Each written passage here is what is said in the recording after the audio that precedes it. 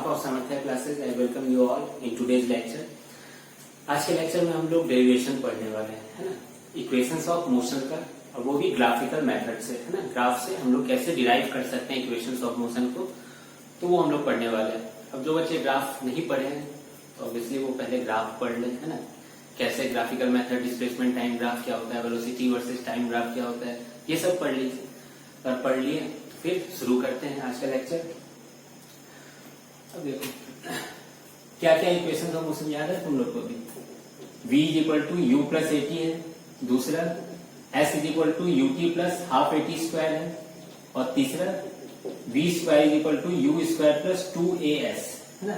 इन्हीं तीनों को हम लोग को डिराइव करना है इक्वेशंस ऑफ मोशन को ग्राफिकल मेथड से। तो शुरू करते हैं। देखो सबसे पहले डेरिवेशन जब भी होता है एग्जाम में ये पूछा ही जाता है 3 नंबर में, ठीक है। तो एक तो ग्राफ बनाना है, उसके पहले कुछ शब्द लिखने होते हैं, है ना। तो शब्द क्या लिखना होता है, कंसीडर अ पार्टिकल, है ना, moving with initial velocity u, है ना, after time t its velocity becomes small v, है ना, v, the acceleration of the particle is small a, है ना, and in time t let it cover the distance of small s, है ना। तो ये कहानी थोड़ी सी लिखनी होगी, मैं यहाँ पे नहीं लिखना चाह रहा हूँ, है ना, इंग्लिश आप लोग अच्छे से लिख सकते हो। तो पहले तो मैं इसको लेकिन बना देता हूँ डायग्राम वे में। अब पार्टिकल है, बॉडी है, कुछ भी है, तुम आप लोग जानते हो मैं हमेशा कार ही बनाता हूँ, है ना, कार खरीदना है एक, चलिए कार ही बना सकता हूँ, कुछ नहीं तो कार बनाते हैं।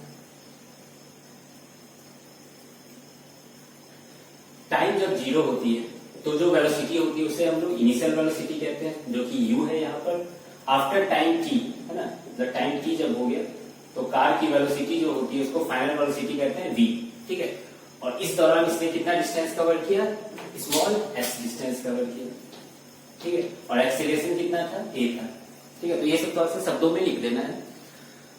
अब देखो मैं इसका ग्राफ बनाना चाह रहा हूँ, है ना। ग्राफ कौन सा बनाना है, v वर्सेस t, यानी वेलोसिटी वर्सेस टाइम ग्राफ बनाना है। तो अगर वेलोसिटी वर्सेस टाइम ग्राफ बनाना आता है इस मोशन का तो बहुत अच्छी बात है। तो देखिए आप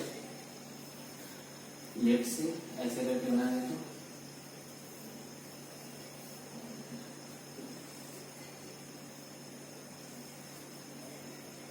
इधर टाइम है और ये इधर वेलोसिटी है, ठीक है। वेलोसिटी वर्सेस टाइम, क्योंकि यहाँ न्यूमेरिकल सॉल्व नहीं कर रहे इसलिए टाइम सेकंड में है, वेलोसिटी मीटर पर सेकंड में, ये सब लिखने की कोई जरूरत नहीं है, है ना, क्योंकि न्यूमेरिकल थोड़ी है ये वो रेफरेंस पॉइंट है। इसका ग्राफ कैसे बनेगा, t इज इक्वल टू 0 पे वेलोसिटी u थी तो ग्राफ यहाँ से वापस शुरू नहीं होगा, कहाँ से होगा, यहाँ से शुरू होगा, ठीक है। तो ये पॉइंट में जो वैल्यू होगा वो u होगा, याद है जो पहले होता था 2 मीटर पर सेकंड, 4 मीटर पर सेकंड, है ना, इनिशियल वेलोसिटी जो होती थी। अब देखो इक्वेशंस ऑफ मोशन में पहले भी बताया कांस्टेंट एक्सीलरेशन के लिए वैलिड है ना, एक्सीलरेशन कांस्टेंट होनी चाहिए। अब फाइनल वेलोसिटी कितनी हो चुकी है, v हो चुकी है। ये फाइनल वेलोसिटी होने में टाइम, है ना, कुछ लग गया है, t टाइम लग गया है, ठीक है। तो बताओ ग्राफ कैसा होगा बाबू, ये कैसे ग्राफ जाएगी ऊपर, है ना। यहां से क्या होगा, हम लोग कैसा बनाना होगा, स्ट्रेट लाइन बनाना होगा, क्योंकि वेलोसिटी वर्सेस टाइम ग्राफ का स्लोप क्या देता है, एक्सीलरेशन देता है ना, इसको याद रखना। तो ऐसे करके स्ट्रेट लाइन बना दिया, ठीक है।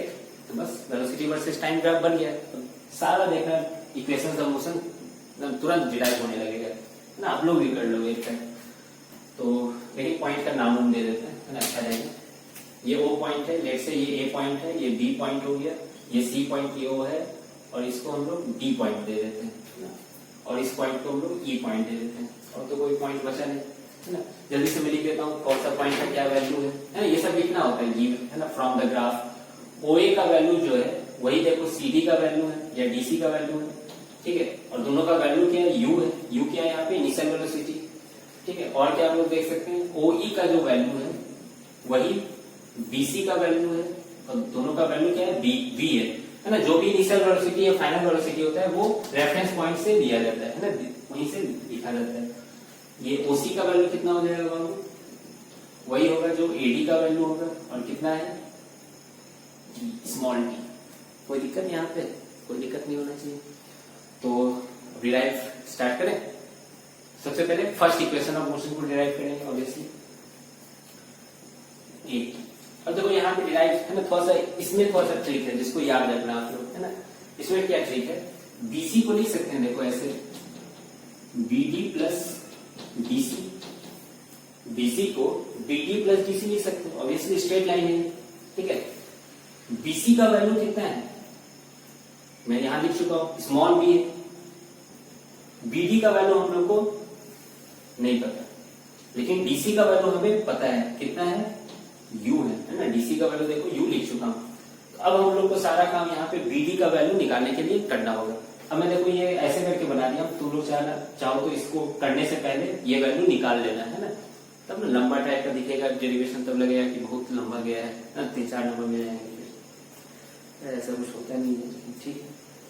BD का वैल्यू कैसे निकालेंगे, तो एक चीज हम लोग जानते हैं, ये AB जो ग्राफ है इसका स्लोप बाबू क्या देता है, एक्सीलरेशन देता है ना। इसका स्लोप एक्सीलरेशन देता है, जो जिसको हम लोग स्मॉल a माने हैं। और स्लोप का वैल्यू क्या होगा बाबू, स्लोप का value vertical divided by horizontal, मैं बता चुका हूं, BD डिवाइडेड बाय क्या हो जाएगा, AD हो जाएगा है ना। BD divided by AD, slope यही होता है। तो BD का वैल्यू कितना हो जाएगा, स्मॉल a इंटू AD।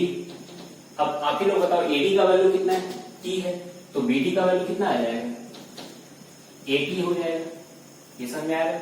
अब इसको देखो यहाँ पे मैं पुट करूंगा, अरे देखो तुरंत आ गया, V equal to AT plus U, अच्छा नहीं लग रहा है, इसको रीअरेंज कर लो, V equal to U plus AT, ठीक है। अब देखो ये सब थोड़ा बहुत लिखना आना ही चाहिए, इसको 1 मान लेते हैं, यहाँ पे लिखते हैं फ्रॉम 1 है ना, V get BD equal to AT, तो बस ये काम करना था यहाँ पे, हो गया खत्म। अब देखो second equation of motion, second equation of motion हम लोग डिराइव कर लेते, B नंबर। अब देखो इसी में बता दे रहा हूं, एग्जाम में अगर आपसे पूछे कि फर्स्ट इक्वेशन ऑफ मोशन को डिराइव कीजिए, तो ये कहानी लिखनी होगी है ना, डायग्राम बनाना, इसको पूरा करना होगा, ठीक है। सेकेंड इक्वेशन ऑफ मोशन से पूछे तो ऐसा मत सोचना है कि इसको स्किप करो, है, इसका कोई काम नहीं है, ठीक है। तो एक चीज जान लो बाबू, सेकेंड इक्वेशन ऑफ मोशन के लिए इसको डिराइव कर लेना, वो नंबर पे डिपेंड करेगा। अगर मान लो 2 नंबर में पूछा तो इसको डिराइव करने की कोई जरूरत नहीं है ना, वहां पे डायरेक्ट लिख देना इक्वेशन ऑफ मोशन जो पहला होता है V equal to U plus AT, ये हमें मालूम है ना, ऐसा भी गेस कर सकते हो। और अच्छा करना चाहते हो तो इसको भी डिराइव कर लेना, ठीक है। नहीं भी करोगे तो चलेगा, ठीक है।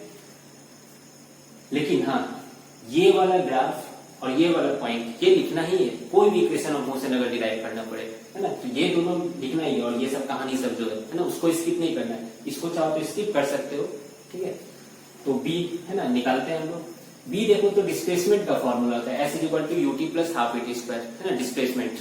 तो डिस्प्लेसमेंट बाबू कैसे निकालते हैं याद है, एरिया ऑफ ट्रेपेज, एरिया से निकालते हैं। अब देखो area under the curve on time axis, ये पूरा क्या होगा, एरिया निकालना होगा। ये कैसा बन रहा है बेसिकली, देखो तो ट्रेपेजियम टाइप का बन रहा है, 1 साइड 2 साइड 3 साइड 4 साइड, है ना। तो यहाँ पे बेसिकली ट्रेपेजियम का एरिया निकालना होगा डिस्प्लेसमेंट निकालने के लिए। तो चलो करते हैं हम लोग, displacement equal to area of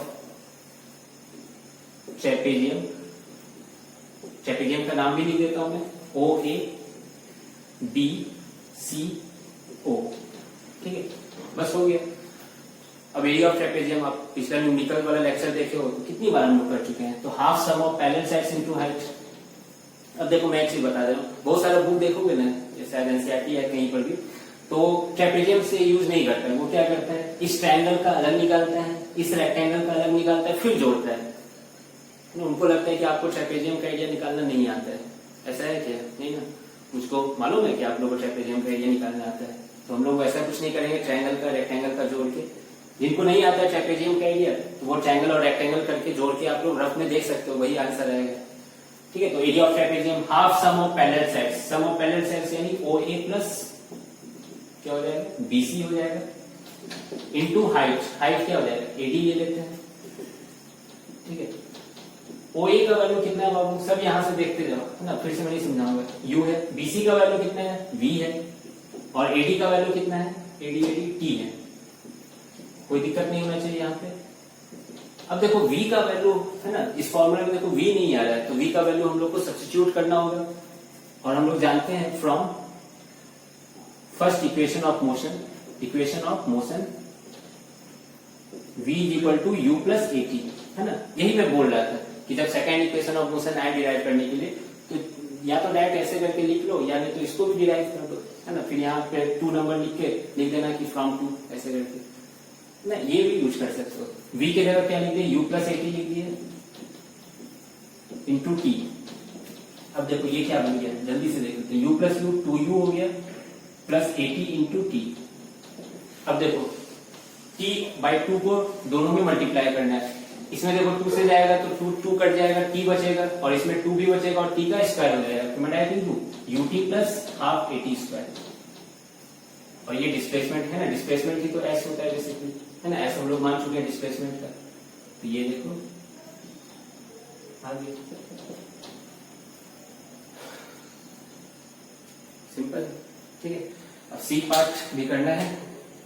चलिए थर्ड इक्वेशन ऑफ मोशन को मैं यहीं पर कर देता हूँ, है ना। थर्ड इक्वेशन ऑफ मोशन आएगा तो इस दो को नहीं करना है ना, लेकिन यहाँ तक सारा प्रोसेस सेम चलेगा, डायरेक्ट यहाँ पे आ जाना है।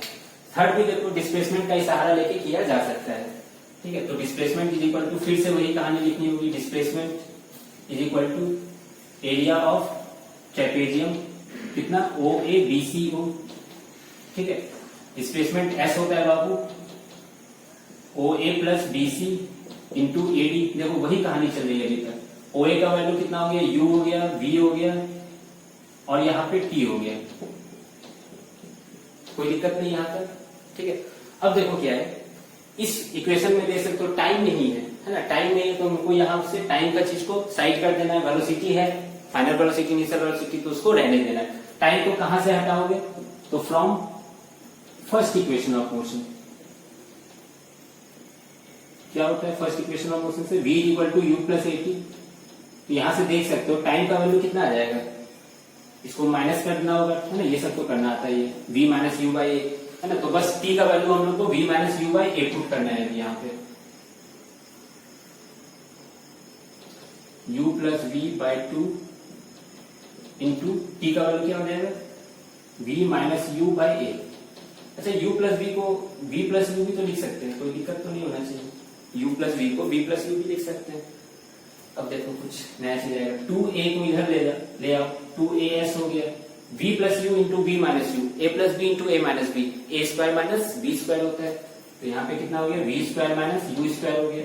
अगर यू स्क्वायर को इधर लेते आओ तो बस आ जाएगा v square equal to you square plus 2s, है ना। इसको सजा दो थोड़ा सा, और क्या, v square equal to you square plus 2as, बस आंसर।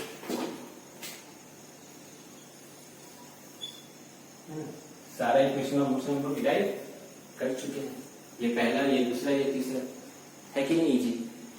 बस ये एग्जाम में अक्सर पूछा जाता है 9th क्लास में, है ना, हमेशा रहता है कि इक्वेशन ऑफ मोशन को डिराइव करना है ग्राफिकल मेथड से। तो आई होप आज का लेक्चर आप लोग को इजी लगा होगा, है ना, कुछ, है ना। चूंकि आप लोग ग्राफिकल मेथड इतने अच्छे से पढ़ चुके हो, इसमें तो कोई डाउट ही नहीं होना चाहिए। तो फिर, है ना, इसको नोट कीजिए, अच्छे से फेयर कीजिए ना, और 1-2 बार प्रैक्टिस कीजिए, है ना। आप लोग को ऐसा नहीं कि आप लोग को याद हो गया हो, जैसे ये वाला तरीका ना दिमाग में स्ट्राइक ही नहीं करेगा, ये कि कहां से BC equal to BD plus DC, है ना, बहुत ऑब्वियस चीज है, लेकिन स्ट्राइक नहीं करेगा। तो 1-2 बार प्रैक्टिस कर लो तो फिर बहुत अच्छा हो जाएगा, है ना। तो फिर इक्वेशन ऑफ मोशन हो गया, बस एक लेक्चर बच गया सर्कुलर मोशन का, तो हम लोग नेक्स्ट लेक्चर सर्कुलर मोशन का देख लेंगे। तो फिर मिलते हैं नेक्स्ट लेक्चर में। Have a nice day, thank you.